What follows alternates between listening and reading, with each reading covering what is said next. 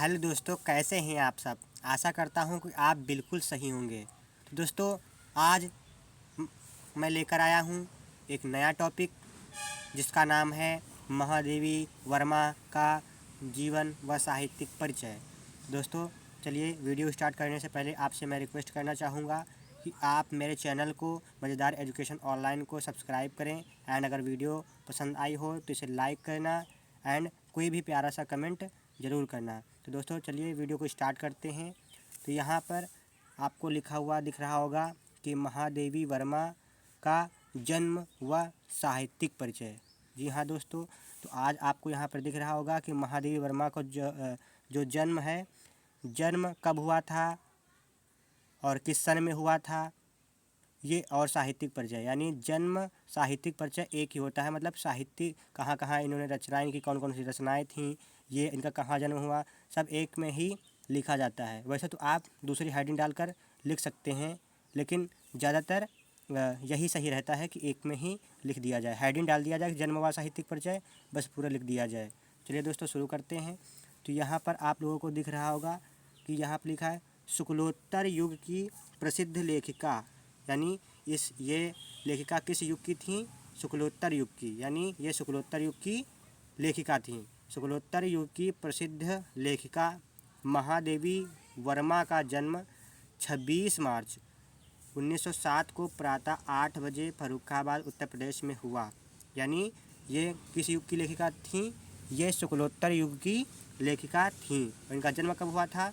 26 मार्च 1907 26 मार्च 1907 को प्रातः 8 बजे फर्रुखाबाद उत्तर प्रदेश में हुआ था। यानी यूँ ही समझ लें कि ये जो थी ये शुक्लोत्तर युग की लेखिका थी। इनका जन्म जो है 26 मार्च 1907 ईस्वी को प्रातः 8 बजे फर्रुखाबाद उत्तर प्रदेश में हुआ था। उनके परिवार में लगभग 20 वर्षों, यानी कितने वर्षों बाद?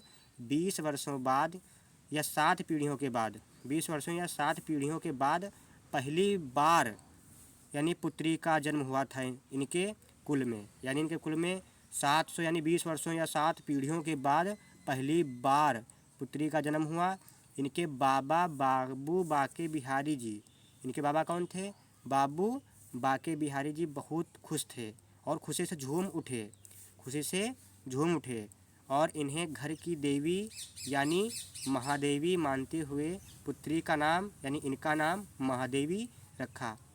यानी यूँ समझ सकते हैं कि यानी इनके परिवार, इनके मतलब कि इनके कुल में लगभग 20 या 7 पीढ़ियों के बाद जो है एक पहली पुत्री का जन्म हुआ और इनके जो दादा थे बहुत ज़्यादा खुश हो गए, खुशी से झूम उठे और इन्हें घर की महादेवी मानते हुए इनका नाम महादेवी रख दिया। ठीक है दोस्तों, इतना क्लियर हुआ। आगे समझते हैं। इनके पिता का नाम श्री गोविंद प्रसाद वर्मा था। यानी इनके पिता का नाम क्या था? श्री गोविंद प्रसाद वर्मा था।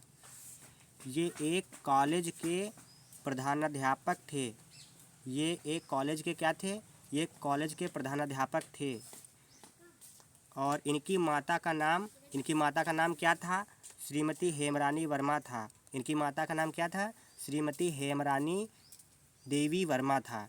कोई पूछे कि इनके मतलब कि ऐसे लिखा जाएगा कि इनकी जो माता थी, इनका माता का नाम जो था श्रीमती हेमरानी देवी वर्मा था।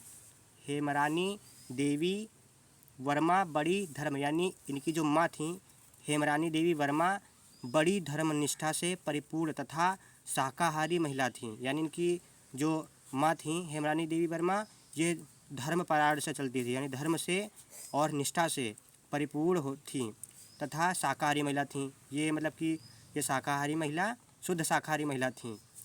इनकी यानी महादेवी वर्मा जी की शिक्षा, इनकी प्रारंभिक शिक्षा कहाँ से हुई? इनकी प्रारंभिक शिक्षा इंदौर में मिशन स्कूल से शुरू हुई। इनकी प्रारंभिक शिक्षा कहाँ से हुई? इंदौर, यानी इंदौर के मिशन स्कूल से शुरू हुई। सन 1916 में, यानी कब? सन 1916 में इनका विवाह बरेली के पास। अब सन 1916 में इनका विवाह कहाँ पे हुआ? सन 1916 में इनका विवाह बरेली के पास नवाबगंज, कहाँ पे? नवाबगंज के निवासी श्री स्वरूप नारायण वर्मा से कर दिया। यानी इनका विवाह एक बरेली के पास नवाबगंज के निवासी श्री स्वरूप नारायण वर्मा से इनका विवाह कर दिया गया। इतना क्लियर हुआ दोस्तों, ज़्यादा कुछ लिखने की ज़रूरत नहीं है, बस इतना ही लिख दोगे तो नंबर आपके 10 में से 10 जरूर आएंगे। यहाँ पे अगर 10 नंबर का होगा तो यहाँ पे रचनाएं मेरे यहाँ तो 10 नंबर का होता है, आपके यहाँ पता नहीं कैसे क्या होता है। रचनाएं इनकी निहार, नीरजा, यामा, दीपशिखा, रश्मि आदि, यानी इनकी जो रचनाएं थीं, अगर 2 आप लिख देते हो इसमें, निहार, नीरजा, यामा 2 ही लिख देते हो तो भी नंबर आपके कहीं नहीं जाएंगे, ना कटेंगे। इनकी भाषा शैली कैसी थी? अब इनकी भाषा शैली थी शुद्ध साहित्यिक भाषा। इनकी भाषा कैसी थी? शुद्ध साहित्यिक भाषा। और इनकी मृत्यु कब हुई थी? इनकी मृत्यु 11 सितंबर 1987 को कहाँ पे हुई थी? इलाहाबाद, प्रयागराज। जो आप प्रयागराज आज नाम की जो जगह है, जिसे इलाहाबाद को अब उसका नाम प्रयागराज कर दिया गया है। तो प्रयागराज को ही पहले इलाहाबाद कहा जाता था, तो इलाहाबाद यानी वही प्रयागराज में 11 सितंबर 1987 को इनकी मृत्यु हुई थी।